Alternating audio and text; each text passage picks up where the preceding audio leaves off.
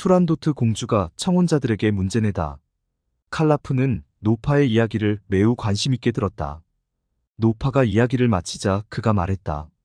공주에게 청혼하러 올 정도로 판단력이 없는 왕자들이 그렇게 많다는 말입니까? 그녀를 얻기 위해서 통과해야 하는 조건을 보고 두려워하지 않을 수 있을까요?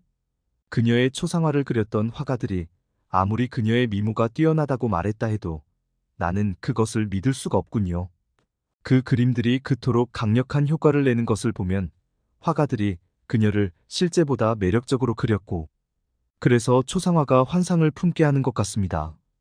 그러니까 나는 투란도트가 할멈이 말하는 것처럼 아름답다고 생각하지 않습니다. 손님, 공주님은 내가 말하는 것보다 훨씬 더 아름답습니다. 믿어도 좋아요. 궁으로 딸아이를 보러 가면서 그녀를 여러 번 보았는데 공주의 아름다움에 비교할 만한 것은 이 세상에 아무것도 없습니다.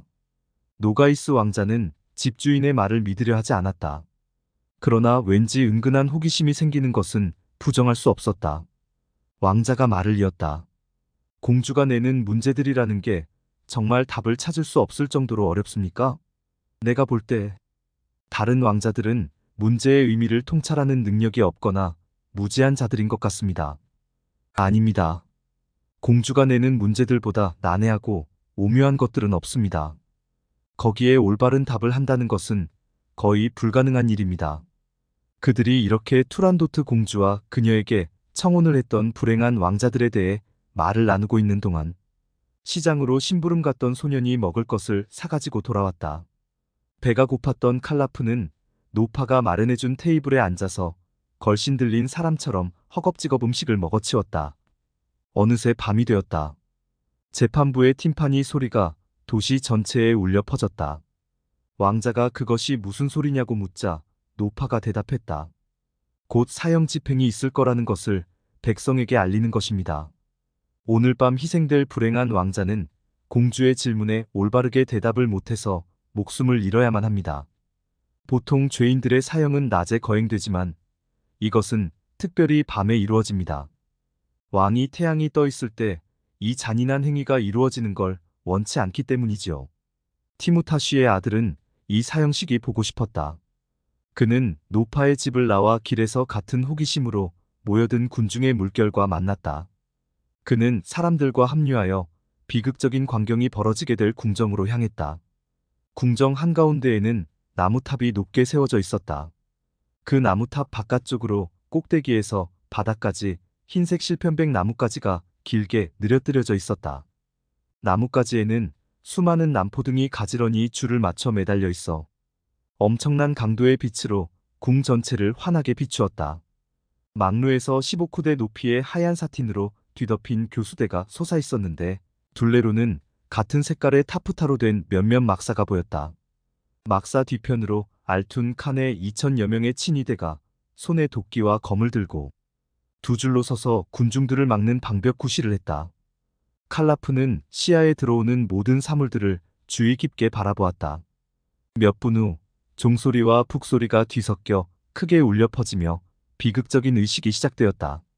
20명의 고관들과 동일한 수의 법관들이 모두 흰색 긴 가운을 걸치고 궁에서 나왔다. 그들은 망루를 3바퀴 돈 뒤에 막사 아래에 앉았다. 이어서 희생자가 실편백 잎사귀를 엮은 꽃장식을 하고 머리에 끈을 두르고 나타났다. 법정에서 처형되는 죄인들처럼 붉은색 끈이 아닌 푸른색 끈이었다. 18살쯤으로 보이는 젊은 왕자였다. 한 고관이 그의 손을 잡고 함께 나오자 그 뒤로 사형 집행인이 따라왔다.